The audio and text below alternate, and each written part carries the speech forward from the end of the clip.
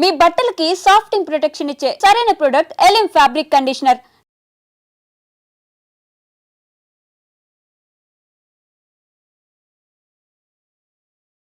కానీ అదే కోవట్ పేరు మీద అర్జున్ రెడ్డి అనే వ్యక్తిని క్షమించి వదిలిపెట్టిన పార్టీ ఈ అమ్మాయిని చంపడం వెనక మనం ఏ సామాజిక వర్గాన్ని చంచారా లేదా అంత పెద్ద నేరం ఏమైనా చేసింది అనుకోవాలా? ఇప్పుడు అర్జున్ రెడ్డికి ఈమెకు పోల్చుకుంటే ఈమె ఎవరైతే మహిళా మావోయిస్ట్ ఉందో మరి ఈమె కంటే ఆయన ఏమన్నా నేరం చేయకపోవచ్చు, లేకపోతే అతను నిజాయితీగా నన్ను ఇట్లా పోలీసులు కోర్టు మార్చుకున్నారు, నేను పార్టీ ద్రోహం చేయలేను కాబట్టి అని ఏమైనా పార్టీ ముందు ఏమైనా ఒప్పుకుంటే క్షమించి వదిలిపెట్టవచ్చు అనుకుంటున్నాను. కానీ 7 సంవత్సరాలు పనిచేసిన ఒక వ్యక్తిని ఎలాగంటే చంపాలనిపిస్తుంది? క్షమించి వదిలిపెట్టడం అనేది మిత్రుడు గణేష్ అన్న ఎవరో ఏఓబి కార్యదర్శి గణేష్, నేను అదే మిత్రుని చెప్తున్నా, అట్లా చంపడం వల్ల ఉన్న ఉనికి కోల్పోవడం, ప్రజలలో ఉన్న సానుభూతి కోల్పోవడమే దారి తీస్తుంది. ఇక మనం మీ చరిత్ర కొంచెం చూద్దాం. పంతు నాయక్ చంపిన ఘటనలో ఉన్న AK-47 అక్కడికి వెళ్ళకొచ్చింది ఎర్రగొండపాలెంకి. మీరేమో కోర్టులో నేను తీయలేదు అని చెప్తున్నారు. అవునవును. మరి ఎలా వచ్చింది? నాకు తెలియదు సార్, అది తెలియదు. ఉన్న వాస్తవం నేను చెప్తున్నా, అది నాకు తెలియదు. కోర్టులోంచి ఎవరు తీసుకెళ్లారు? అది ఆరోపణ మాత్రమే నా మీద వచ్చింది, కానీ నేను తీసిన అనే విషయం అయితే అది తప్పు. అది నేను తీయలేదు, నాకు సంబంధం లేదు. కానీ కోర్టు నుంచి విక్రమ్ అనే వ్యక్తి ఒక చిన్న పిల్లాడిని తీసుకొని రాత్రి టైంలో దొంగతనం చేయించి AK-47 తీసుకొని నల్లమల్ల వెళ్ళి ఆ ప్రాంతంలో ఒక గుట్ట మీద ఉండి అక్కడ చేపల వాళ్ళు ఇచ్చిన అన్నం తింటూ చాలా కాలం ఉన్నారని, అదే సమయంలో బాబురావు అండ్ పార్టీ ఎర్రగొండపాలెంలో కలిసి వాళ్ళతో కలిసి ఉండి AK-47 వాళ్ళకిచ్చి వాళ్ళ ద్వారా SLR తీసుకొని ఆ సమాచారాన్ని మీకున్న ఒక పోలీస్ ఆఫీసర్కి ఇవ్వడం, ఆయన ఆదేశాల మేరకే మీరు ఆ నలుగురిని చంపారనేది. అట్లాంటిది ఏం లేదు సార్. ఎంత ఏంటంటే కట్టు కథలు ఇవన్నీ. ఒక్క విషయం చెప్తా, ఇవన్నీ కూడా సార్ ఇగో జనాలు కూడా చెడుని ఎక్కువ ప్రచారం చేస్తారు కానీ మంచిది ఎక్కువ ప్రచారం చేయరు. ఈ చెప్పిన సీక్వెన్స్ కరెక్టా కాదా? మీరు చెప్పింది ఇక్కడ జరిగిన ప్రచారం అది అంతే, కానీ నాకు జరిగింది అయితే కాదు, నేను చేయలేదు, నాకు సంబంధం. సరే, మీరు ఎలా వెళ్ళారు అక్కడి వరకు? నేను ఇక్కడ నాకు ప్రొటెక్షన్ లేదు, ఏ అధికారి నాకు సహకరించట్లేదు, కనీసం బతకడానికి కూడా ఆధారం లేని పరిస్థితి నాది. కాబట్టి కనీసం కేసుని కూడా వాదించుకునేంత స్తోమత కూడా నాకు లేదు. ఇక ఆ టైంలో నేనేం చేసిన, ఇక ఈ సమాజంలో మనం బతికే కన్నా విప్లవోద్యమం పోయి పోరాడి చనిపోతే బెస్ట్ అనుకొని పోయినాను, వెళ్ళిపోయారు. కానీ మీరు ఒకరోజు ఉదయం మీ గ్రామంలో వ్యవసాయం చేసుకున్న సమయంలో మీకోసం హోంగార్డ్ వచ్చారు, ఒక SI పంపించారు రమ్మన్నారని. హోంగార్డ్ చూసిన వెంటనే మీరు అదే రోడ్లో అడవిలోకి పారిపోయి హోంగార్డ్ అయితే నేను ఊర్లో వ్యవసాయం చేసుకుంటానే, నేను ఊర్లో ఉన్న టైంలో వచ్చారు. అక్కడ నుంచి మీరు అడవిలోకి పారిపోయి వెళ్ళిపోయారు. అయితే నేనేం అప్పుడేం పారిపోలేదు, నేను ఇంటి దగ్గర ఉన్నా. 2 హోంగార్డ్స్ వచ్చారు, వాళ్ళంతా మాజీలే. వచ్చి మా భార్య సాయంత్రం 4 o'clock ఇల్లు ఊకుతుంది. నేను అప్పుడు పొలం దగ్గర ఉన్నా, ట్రాక్టర్తోని అక్కడ పొలం దున్నించుకుంటా ఉన్నా. మా భార్యని అడిగిపోయారు వాళ్ళంతే. అడిగిపోయిన తర్వాత లేడు, పొలంకి పోయిండు అని చెప్పారు. నేను సరే, వాళ్ళు కూడా వెళ్ళిపోయారు. వెళ్ళిపోయిన తర్వాత మళ్ళీ ఇంటికి వచ్చినాక ఇట్లా చెప్పారు అనమాట, వచ్చిర్రు ఇట్లా అడిగిరు అని చెప్తే, సరేలే ఇప్పుడు అప్పుడప్పుడు వస్తుంటారు కదా, వచ్చినప్పుడు కలవడానికి వచ్చిరేమో అనుకున్నా. అయితే మళ్ళీ 1 గంట తర్వాత రమేష్ కోత్వాల్ అనే CI అమరాబాద్, అతను జీప్ తీసుకొని ఫస్ట్ మా గ్రామానికి ఎంటర్ అయ్యిండు.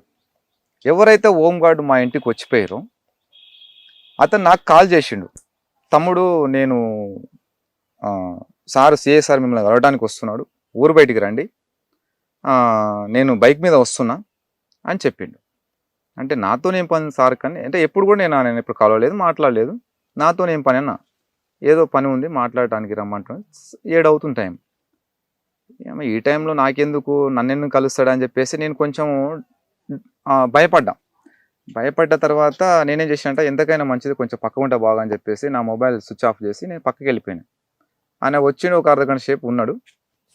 అప్పటికి నేను వేరే ఆఫీసర్కి ఫోన్ చేసి సార్ ఇట్లా నా కోసం CI సారు కలవమంటున్నాడు, బయట ఉన్నాడు, మరి ఏమన్నా నా మీద ఏమైనా కేసులు ఏమన్నా మళ్ళీ ఏమన్నా బనాయిస్తారా ఏం సార్, మరి నేను బతకాలా వద్దా అని చెప్పి అన్న. ఏదైనా ఉంటే రేపు పొద్దుగాల వస్తా సార్, మీరు చెప్పండి సార్ CI సార్కు, వస్తే రేపు పొద్దున పోయి కలుస్తా అని చెప్పిన. సరే అమ్మ నేను చెప్తానని చెప్పేసి మరి ఏం చెప్పాడు చెప్పిండు. ఆ తర్వాత కొంతమంది రాజకీయ నాయకులు కూడా ఫోన్ చేస్తే ఏం కాదు రేపు పొద్దుగానే పోదాంలే, ఎందుకు భయపడతావు నువ్వు, చేసిన తప్పేముంది, బయటకు వచ్చి హ్యాపీగా బతున్నావు కదా అని చెప్పేస్తే సరే అని చెప్పేసి ఉన్నా. అయితే మా సీఏ ఏం చేసాడు, మళ్ళీ ఫోన్ ఆన్ చేస్తే మా ఊళ్ళో ఉంటాడు ఒక అడ్వకేటు, బావ అవుతాడు.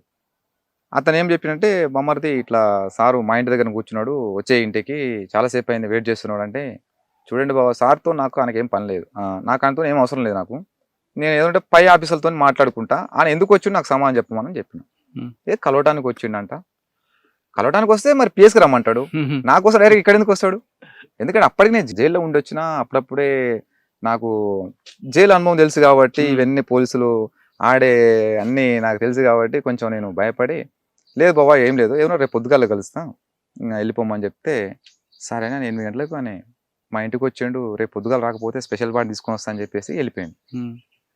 తర్వాత ఇక వేరే వాళ్ళు చెప్పారనమాట, ఏదో మొత్తం మీద అయితే నీకు ప్రమాదం ఉన్నది అని చెప్తే, ఇక మళ్ళీ పోయి జైల్లో పడేస్తే నన్ను ఇంకా ఎవరు తీస్తారు బయటికి, ఇక ఎట్లా ఇక్కడే కేసు సమస్య ఉంది, అక్కడే మళ్ళీ జైల్లో ఉండి వచ్చిన అప్పటికి 2 సంవత్సరాలు, ఇంటికాడ పరిస్థితి ఏందో ఇట్లా, అప్పటికి బాబు పుట్టిండు, ఇక నాకు ఇక డిప్రెషన్కి పోయినా ఇక అని చెప్పేసి, ఇక మళ్ళీ ఈ మార్గం కరెక్ట్ కాదు, ఇక ఆ మార్గం పోతే మా సరే ఇక్కడ చనిపోయే కన్నా పోయి ప్రజల కోసం త్యాగం చేస్తానన్న ప్రజల పేరు ఉంటుంది కదా అని చెప్పేసి మళ్ళీ ఉద్యోగంకి వెళ్ళిపోయాను. అక్కడ వెళ్ళాక బాబురావు వాళ్ళందరూ కనబడ్డారు, కానీ అక్కడ మీరు ఆయుధాలు ఎక్స్చేంజ్ చేసుకున్నారు కదా, మీ ఆయుధాలు ఎక్స్చేంజ్ అనేది ఏముండదు సార్. ఇప్పుడు నా స్థాయి కమాండర్ స్థాయి, నాకు నేను క్యారీ చేసిన కూడా దళంలో SLR, కానీ నా స్థాయిని బట్టి ఆయన ఇప్పుడు నేను అరెస్ట్ అయి ఉన్నా కాబట్టి ఆయన కొన్ని రోజులు అబ్జర్వేషన్లో పెట్టి నాకు SLR ఇచ్చిండు ఆయన, అది కూడా వేరే దగ్గర డంప్ ఉంటే తీసుకొచ్చి నాకు ఇచ్చిండు. ఓకే, ఆ ఎన్కౌంటర్ ఎలా జరిగిందంట బాబురావు గారి? సార్ 100% అది ఇన్ఫార్మర్ తోటి ఎన్కౌంటర్ జరిగింది. ఆ ఇన్ఫార్మర్ మీరే అడిగారు? తప్పు సార్, అది అన్ని ఫాల్స్ ఎలిగేషన్స్ చెప్తున్నాయి కదా నేను సార్ ఒక విషయం చెప్తా, నేను పార్టీకి ద్రోహం చేయాలంటే పెద్ద పెద్ద నాయకులని పట్టించటం నేను ఇప్పుడు, అంటే ఈ సెకండ్ టైం కాదు, ఫస్ట్ టైంలోనే ఒక జిల్లా స్థాయి నుంచి, ఒక రాష్ట్ర స్థాయి నుంచి, కేంద్ర కమిటీ స్థాయి అంటే రాష్ట్ర స్థాయి వరకు నేను నష్టం చేసేటోని. ఎందుకంటే దళం సాంబశివుడు ఒక దగ్గర ఉంటే ఎవరిని బట్టి ఆయన పంపడు, నమ్మకస్తుని పంపిస్తాడు. పోవాలి పార్టీ అంటే 3-4 రోజులు పోయేది, మైదాన ప్రాంతంలోకి పోయి పార్టీ పని చేసుకొని మళ్ళీ అక్కడ దళం కాడికి వచ్చేది. మరి అప్పటికీ నేనేమైనా పార్టీ ద్రోహం చేయాలంటే ఎప్పుడో చేసేవాడిని. ఇది ఏంటంటే ఇంత పెద్ద ఎన్కౌంటర్లో ఈ జరిగిన అశోక్ ముగ్గురు చనిపోవడం ఏంది, ఈయన ఎట్లా తప్పించుకున్నాడు అంటే, ఈయననే ఎన్కౌంటర్ చేయొచ్చు ఏంటంటే వాళ్ళు జనాలు పబ్లిక్ ఏంటంటే తొందరగా క్యాచ్ చేస్తారు, అంటే వాళ్ళు అనుమానాన్ని అది రియల్గా వాళ్ళు క్రియేట్ చేసుకుంటారు. అంటే భౌతికవాదులు భావవాదులు ఉంటారు సార్, అంటే ఇలా భౌతికవాదులు భావవాదులు అంటే కొంతమంది ఏంటంటే ఇప్పుడు వాళ్ళు ఇక్కడుండి విక్రమ్ తప్పించుకోండి కదా, ఈయననే చేయించిండు, ఈయననే ఇట్లా. సరే ఓకే, మీరు అన్నట్లుగానే ఆ విధంగా ఊహించుకున్నారు అనుకుందాం. ఓకే, మహబూబ్నగర్ కోర్టులో ఉన్న AK-47 ఎర్రగొండపాలెం వెళ్ళి ఎల్బీ నగర్ ఎలా వచ్చింది? ఎల్బీ నగర్ లేదు సార్, ఎల్బీ నగర్ రికవర్ అయింది కదా, అప్పుడు చంద్రశేఖర్ అని ఇన్స్పెక్టర్ కదా, అప్పుడు శ్యామ్ ఉండే కదా, శ్యామ్ సరెండర్ అయింది. శ్యామ్ సరెండర్ అయిన తర్వాత అది ఆయన చూపిన డంపులు అవన్నీ, అప్పుడు యాక్షన్ చేసింది కూడా దాంతోనంట. అయితే ఇప్పుడు నేను అరెస్ట్ అయినా కాబట్టి కేసులు నా మీద దొబ్బేసారు, ఆ కేసులో ఇది రికవరీ అనేది చెప్పేసి చూపించారు అన్నమాట. అంతేగాని నేనైతే కానీ ఆ AK-47 ఎల్బీ నగర్లో పెట్టి నయం కోసం చంపడానికి ప్లాన్ చేసినట్లుగా, దానికోసం ఆయుధం దాచినట్లుగా రికార్డ్స్ చెప్తున్నాయి. అంటే సెకండ్ టైమా లేకుంటే ఫస్ట్ టైమా? Second time. మేము నయంని చంపాలనుకున్నది ఎప్పుడు, మేము దళంలో ఉన్నప్పుడు మాత్రమే నయంని చంపాలని మేము అనుకున్నాం, కానీ బయటకు వచ్చిన తర్వాత నయంని చంపాలని అనుకోలేదు. సెకండ్ టైం పోయినప్పుడు నేను ఎక్కడైతే మళ్ళీ సెకండ్ టైం ఉద్యమం బాట పట్టానో ఆ టైంలో నయం కనిపిస్తే అప్పుడే కాల్చిపడేస్తాను, కానీ నేను బయట ఉన్నంత కాలము నయం చంపాలని మాత్రం ఎప్పుడు అనుకోలేదు, మేము ప్లాన్ చేయలేదు. అంటే మొదటిసారి అనుకున్నారు? ఫస్ట్ పార్టీ ఉద్యమం ఉన్నప్పుడు అనుకున్నాం, సెకండ్ టైం పోయినప్పుడు కూడా అనుకున్నాం, కానీ మేము ఎల్బీ నగర్ వచ్చినాం అక్కడ మాటేసినాం అని మాత్రము అది తప్పది. ఎల్బీ నగర్ వచ్చారని కాదు, ఎల్బీ నగర్ లో దాన్ని దాచిపెట్టారని. లేదు అక్కడ నేను, కానీ నల్లమలలో ఆయన వస్తే చంపాలని ప్లాన్ చేశారా? ఖచ్చితంగా చంపేవాళ్ళం, ఎందుకంటే అని విప్లవ ద్రోహి. ఇంకో విషయం చెప్తా, నయీం కూడా ఆ రకంగా మారటానికి పార్టీ కారణం. ఎలా? అప్పుడు అనే చెంచల ముషరాబాద్ జైల్లో నయీం ఉన్నప్పుడు నయీంతో పాటుగా పటేల్ సుధాకర్ రెడ్డి, శాఖమూరి అప్పారావు వీళ్ళందరూ కూడా కమ్యూని ఉండేవాళ్ళు. అయితే అప్పటికి నయం ఏంటంటే లంపిన్ సెక్షన్, అది అంటే లంపిన్ క్యారెక్టర్. అసలు దళంలోకి వద్దని అప్పటికి నాయకులు చెప్పినా కూడా వినకుండా అక్కడున్న కొంతమంది దళ కమాండర్లు ఏంగా తీసుకుందామని చెప్పి తీసుకున్నారు. ఆయన ప్రవర్తన లంపిన్ క్యారెక్టర్. అయితే వేరొక కేసులో ఐఏఎస్ అయితే మన వ్యాసత్య కేసులో ఆయన ముద్దాయిగా ఉండి ఆయన ముషిరాబాద్ జైల్లో ఉన్నాడు. అక్కడ ఉన్నప్పుడు ఏమైందంటే మన ఈదన్ అనే ఒక వ్యక్తి ఆయన పార్టీ నుంచి బయటకు వచ్చిండు. బయటకు వచ్చిన తర్వాత తను జైల్లో కాంటాక్ట్ అయ్యిండు. ఎవరు? ఈదన్న. మళ్ళీ నేను పార్టీలోకి వెళ్ళిపోతా, నాకు పార్టీ, నేను బయటికి వచ్చింది నాకు మిస్టేక్, నేను స్వయం విమర్శ చేసుకుంటున్నా, వెళ్ళిపోతాను ఉద్యమంలోకి అని చెప్పేసి. అంటే కొన్ని రోజులు మరి ఎక్కడ పెట్టాలి ఏంది, మరి బయట మనకు వచ్చి కలిస్తే మరి ఇన్ఫర్మేషన్ పోద్ది కదా, మళ్ళీ నష్టం జరుగుద్ది కదా అని చెప్పేసి మన ఈదన్న అనే వ్యక్తిని తీసుకుపోయి నయీం వాళ్ళ అక్క వాళ్ళ ఇంట్లో పెట్టారు. నయీం వాళ్ళ అక్క ఇంట్లో పెట్టిన తర్వాత ఇంకో ఈదన్న చాలా డిగ్నిటీ పర్సన్, ఆయన సిన్సియర్ మనిషి అని. ఉద్యమంలో 10 సంవత్సరాలు ఉన్నాడంట, నాకు తెలియదు, ఈ స్టోరీ నాకు తెలుసు. అయితే ఉన్న తర్వాత ఏమైంది, ఆయన ఏ రోజు కూడా ఏ మహిళల పట్ల ఇలాంటి తప్పు పని చేయలేదు. ఆయనతో పాటు చేసిన వాళ్ళు రిపోర్ట్ అది. అయితే అప్పటికి ఏమైందంటే ఈ బెల్లి లలిత అక్క ఏంటంటే అప్పుడు తెలంగాణ ఉద్యమంలో స్టార్ట్ అయినప్పుడు ఆమె చురుకైన పాత్ర పోషిస్తుంది. ఈ విధన్న మీద ఆరోపణ వచ్చింది. ఏం ఆరోపణ అంటే ఈ నయీం వాళ్ళ అక్క వచ్చి ములాఖాతులో చెప్పింది, ఇట్లా నన్ను మిస్బిహేవ్ చేసిండు ఈదన్నని నయీంకు చెప్పింది.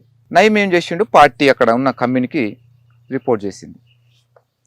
నయీం పార్టీ చెప్తే మరి ఈదన్న అట్లాంటి వ్యక్తి అయితే కాదు, ఆయన చేయడు కదా, ఇది తప్పు అనే విషయము ఒకసారి మనం క్రాస్ చెక్ చేసుకుందాం, ఒకసారి చేసుకున్న తర్వాత మనం ఈదన్న దూరం పెడదామని చెప్పేసి అక్కడ పార్టీ నిర్ణయం తీసుకుంది, జైలు కమిటీ. అయితే ఈయన ఏమి అసంతృప్తిగా ఉంటుండు వీళ్ళతోటి. ఎట్లా, నేను చెప్పినా కూడా మీరేం పట్టించుకోవట్లేదు, మీరు చెప్పినా కూడా నేను పట్టించుకోవట్లేదు, మా అక్కని ఇట్లా అన్నాడంట అట్లనంటే, ఆటలు వస్తుంటే అక్కడ టచ్ చేశాడు ఇక్కడ టచ్ చేశాడు అని చెప్పేసి నయీము కట్టుకథ ఇదంతా. అప్పటికి ఏదన్నా వచ్చి పోయి కలుస్తున్న విషయము పోలీసు తెలుసు, ఎట్లా ఏంది దెబ్బ కొట్టాలనేది వాళ్ళు ప్లాన్ చేసి పంపించిన ఆ రోజులలో. తర్వాత ఏమైంది, ఇక పార్టీ మరి ఎట్లయినా తెలియదు, ఈయన జైల్లో ఉన్నప్పుడే వెళ్ళలు తక్కని అలీముద్దీన్ చంపేశాడు. చంపిన తర్వాత అప్పుడు నయీంని పక్క పెట్టింది పార్టీ.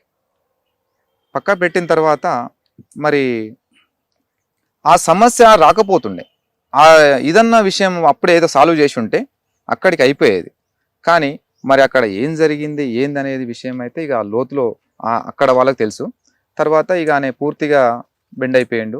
తర్వాత బిల్లలతో మర్డర్ అయిపోయిన తర్వాత ఈయన రిలీజ్ అయిపోయిన తర్వాత ఆయన ఏంది మొత్తం పార్టీకి పూర్తిగా వ్యతిరేకంగా తయారయ్యింది. జైలు వచ్చింది కాబట్టి ముషిరాబాద్ జైల్లో మీరు కూడా ఉన్నారు? లేదు, మహబూబ్నగర్ జైల్లో ఉన్నా, చెర్లపల్లి జైలు ఉన్నారు. ఈ 2 జైల్లో మీ జైలు జీవితం ఎలా గడిచేదండి? సార్, మహబూబ్నగర్ జైల్లో నేను రిమాండ్ ఖైదీగా ఉన్నా. అక్కడ నాకు ఎలాంటి కార్యక్రమాలు లేవు. నాకు 8 నెలల తర్వాత నేను మహబూబ్నగర్ జైలు నుంచి చెర్లపల్లి వెళ్ళాను. ఏ సంవత్సరం నుంచి ఉన్నారు చెర్లపల్లి? 2015 నుంచి 2023 వరకు ఉన్నాను. ఓకే.